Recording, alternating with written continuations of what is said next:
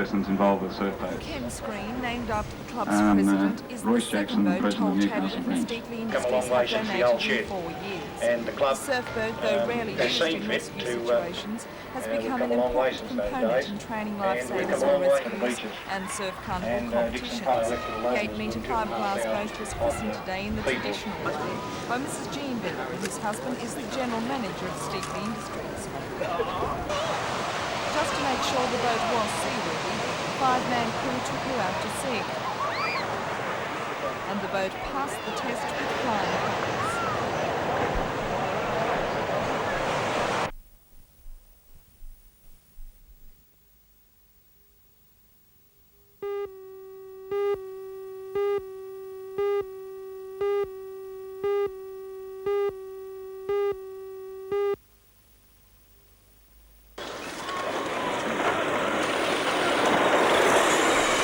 Aspirations for the Grand Prix circuit but don't quite have the financial backup necessary, these off-road radio-controlled cars may be the answer. At some $300 each, they're a little bit more expensive than your average toy. But then again, most of the drivers are a little older than your average boy. Mr. Merrick Fisher, member of the Newcastle Off-Road Radio-Controlled Club. I think the difference between men and boys is the price of their toys. They are a toy on a basis, but they can be very competitively developed, as you can see here. These battery-powered radio-controlled cars are capable of all the thrills and skills of their larger counterparts, but perhaps they're a little tougher. A couple of rolls on the circuit would finish the race for most cars, but not these little machines. They just carry on.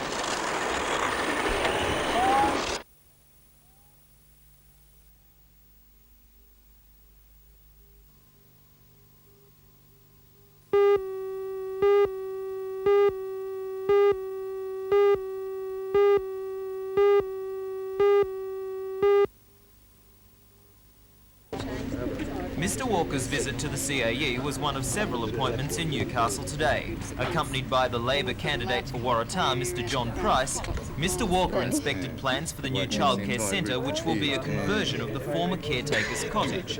Costing $52,000, the centre will cater for about 26 preschool children of college students, staff and local residents. It is also proposed that learning impaired children from the neighbouring special education centre will be integrated. The centre is a first for a CAE in New South Wales and is required by the increasing number of mature age students attending the college.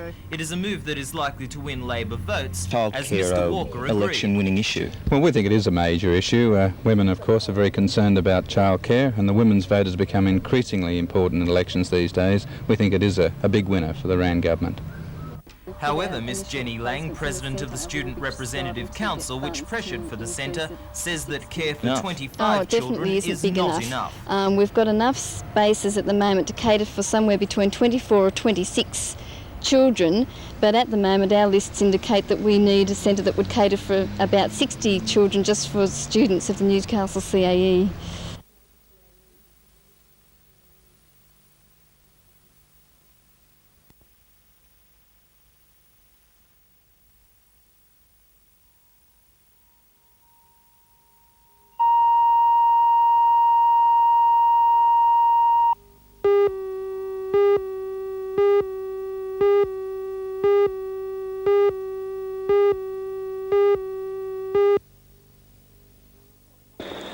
Rainfall in the Hunter varied from less than a millimetre to more than 100 millimetres, but where it did fall, the rain was heavy.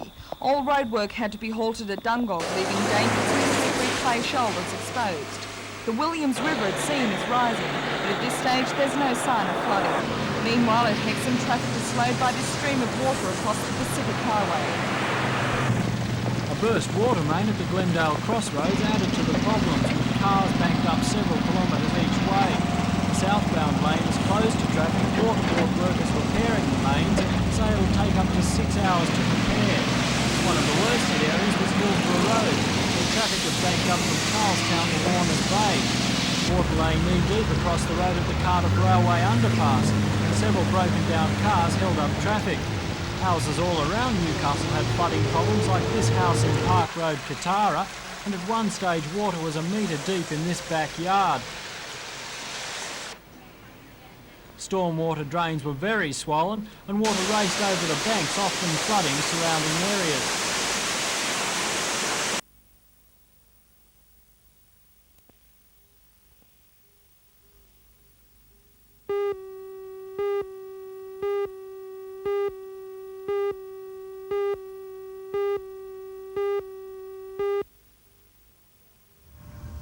The owners of land west of the railway at YE have been at loggerheads with the council over zoning for many years. The land was subdivided in 1914, along with land to the east of the tracks where building is now permitted. Most people bought their blocks hoping the council would eventually change the zoning regulations. The land is presently zoned non-urban and the erection of permanent dwellings is not permitted. However, 6 families have set up homes on their blocks. The matter came to a head about 2 months ago, when the council ordered those families to move within 3 months. In protest, they have refused to shift, and they have the support of many other residents in the area. Despite last night's heavy rain, more than 100 people turned up to the public meeting at the YE Sport and Recreation Club. The meeting was conducted by the YE Progress Association, and first and foremost on the list of complaints was the council's stand on the zonings. This block of land that we're trying to get developed, I feel that there must be a reason behind them holding back and not developing. I certainly hope that it's not going to be resumed at cheap prices by the council in the future, so that they can develop it in the new role that they seem to have assumed in developing land and selling it by auction.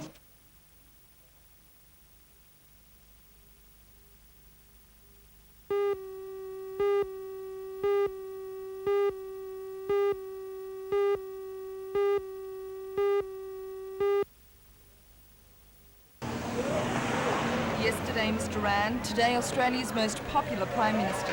Mr. Hawke arrived at the Imperial Centre in Gosford at about 1:30 today, just in time to catch the lunchtime crowds. And crowds there were. Mr. Hawke was mobbed from the moment he left his car until he made his way to the flag-filled dais. It was obvious to see Gosford agreed with the rest of Australia that he was the man who could save the country. And Mr. Hawke used this devotion. What you have got on Saturday is an opportunity of saying here in the largest and most important state of Australia that you approve of what's being done and you want to continue here a government which is supportive of this approach. Or you can have a return to the politics of the Liberals and the National Party who want to return again to the divisiveness and the confrontation which previously characterised this country. The sitting member, Mr. Brian McGowan, is in trouble if you listen to his opponents. After 7 years of representing Gosford, Mr. McGowan needs to increase his majority to ensure a win. And with 6,000 new residents and only a 6.9% swing needed to oust him, this may be a difficult task.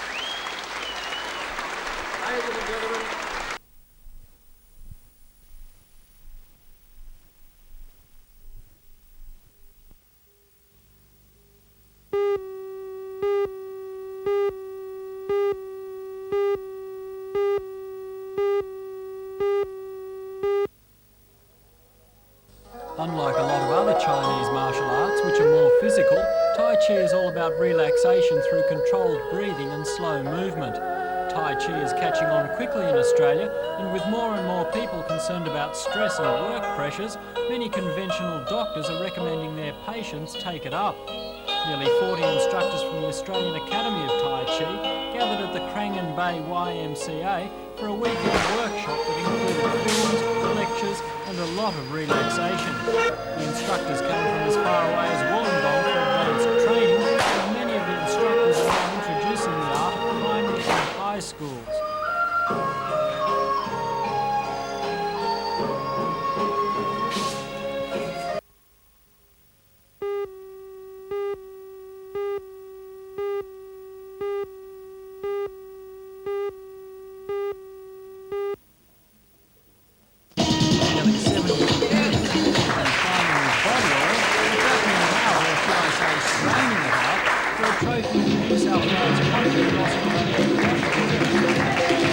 In the junior titles, the men showed off their muscles as a group, then it was time for some dancing. Not exactly John Travolta, but then Travolta probably wouldn't stand a chance in an arm wrestle was time for the ladies, much to the delight of the mainly male crowd. The ladies flexed as a group, then the judges called on several of the ladies to put their best foot forward again. Individual performances will take place tonight, and it won't be known until late tonight who the overall Australasian champions will be. Unfortunately, unlike that other heavyweight contest held today, there are no postal votes.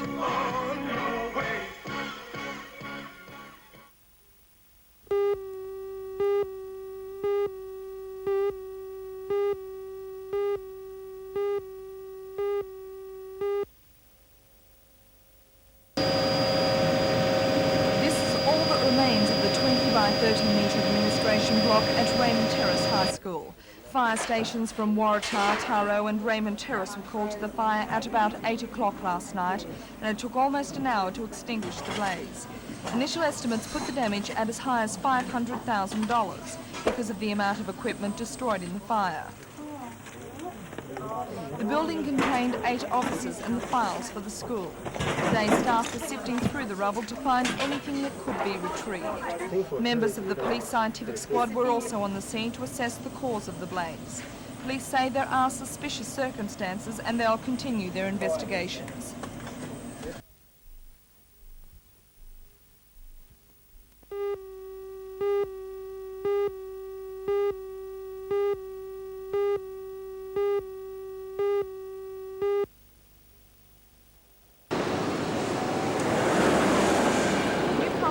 Helicopter transported paramedics to the accident scene at O'Sullivan's Gap at about 9:45 this morning.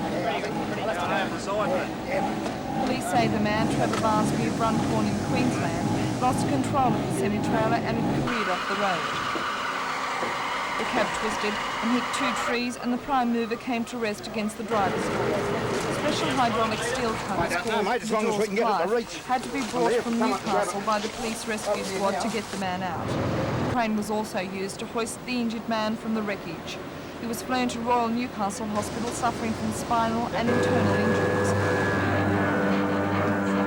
He was later transferred to Sydney's Royal North Shore Hospital for specialised treatment. He's reported to be in a stable condition.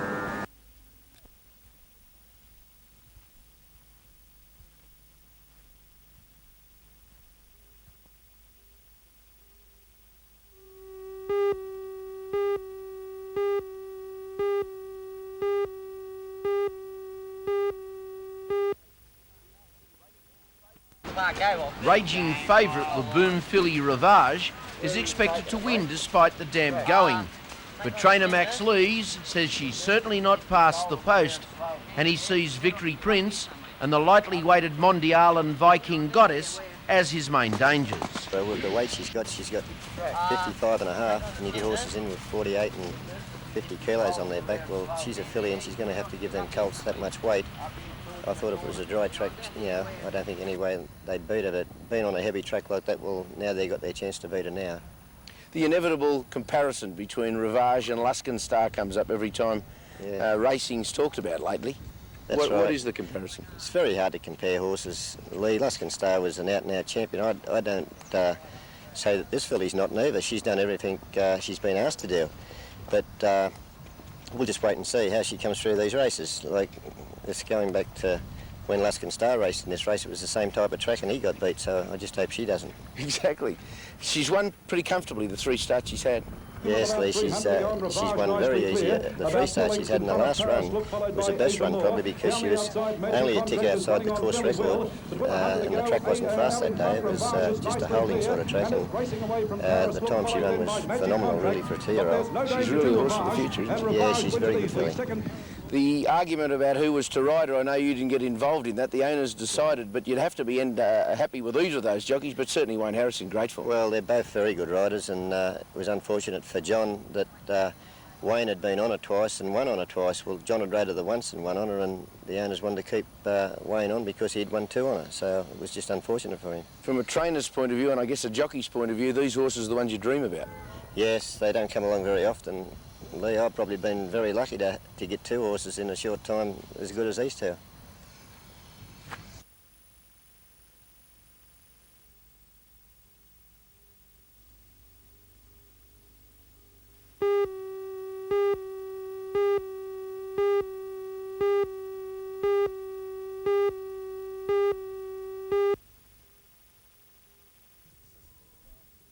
Security forces in Amman have stepped up their efforts in the wake of the bombing, which a Palestinian terrorist group says was a warning to Britain.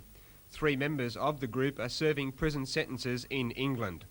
Despite the threats, the Jordanians are confident the Queen and Prince Philip will be safe.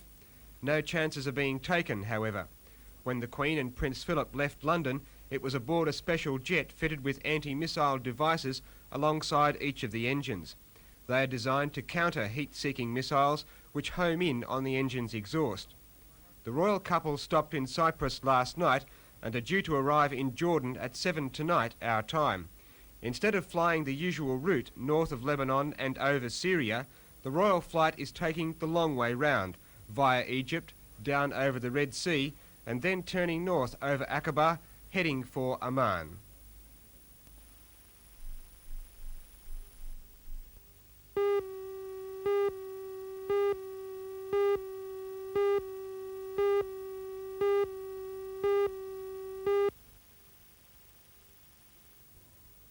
Usually the volcano's neighbour, Kilauea, grabs the headlines. A fountain of lava rising almost 200 metres into the air, line at the volcano summit. 3 kilometres Streams wide, of lava has, poured down however, the mountain's ensured side. plenty of attention There's from no Mauna immediate Loa. danger to inhabited There has been areas, no according damage to to officials, property, but but all all trails walking into trails Mauna in the Loa area summit have have been been closed. closed. That was a real live In twister Jackson, that came Alabama, roaring through the town 350 and the students attending a school high at the school height of the dance evening's had a festivities. miraculous escape There were when a more than tornado struck the city. 350 The teenagers tornado hit the attending school the at the height junior of the and senior evening's proms festivities. when the tornado Damage hit. throughout There was the area was extensive extensive, damage throughout and the school area. itself The was school hardest hit, itself was except hardest for the hit, gymnasium but where the dance was almost being held. miraculously, Not the one of the twister students was danced hurt. around the gym. The gym itself.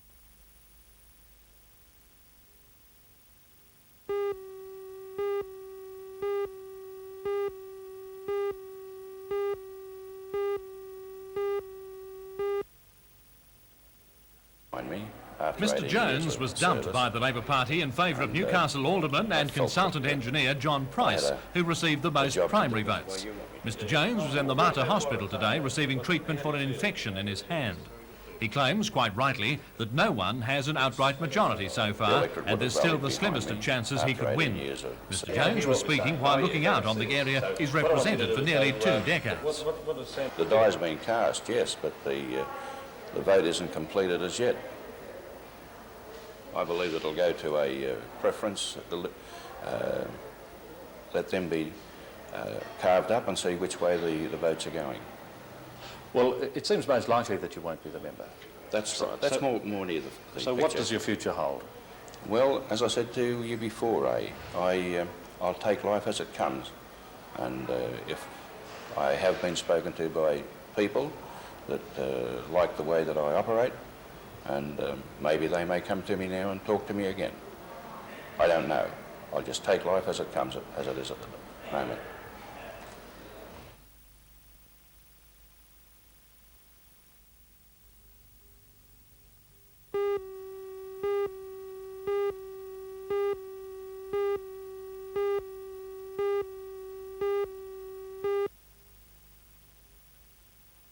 The train had been hauling 2,100 tonnes of Drayton's coal to Newcastle for export. At 8:20 a.m, the last 9 of 30 wagons went off the rails at Singleton Heights, ripping up a section of track and throwing coal across both northern and southern lines. Nobody was hurt, though the guard was lucky that his van did not suffer more serious damage. State Rail Authority investigators were on the scene quickly, but no immediate cause for the derailment was found. 2 rail accident cranes were called for so that the rolling stock could be lifted from the lines and repairs begin. All trains are now being stopped at Singleton and Scone, and rail passengers are taking connecting buses. The State Rail Authority expects to have the Northern Line clear by 2 a.m, but it will be at least until midday tomorrow before the Southern Line is operating. The derailment will be the subject of a full departmental inquiry.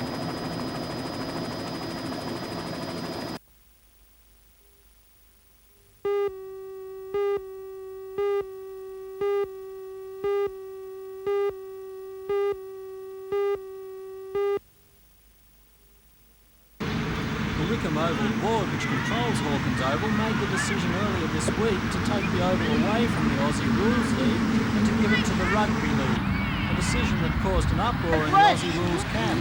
especially because the Oval has been reached for Aussie rules for nearly 30 years and because the Aussie rules built the Oval in the first place.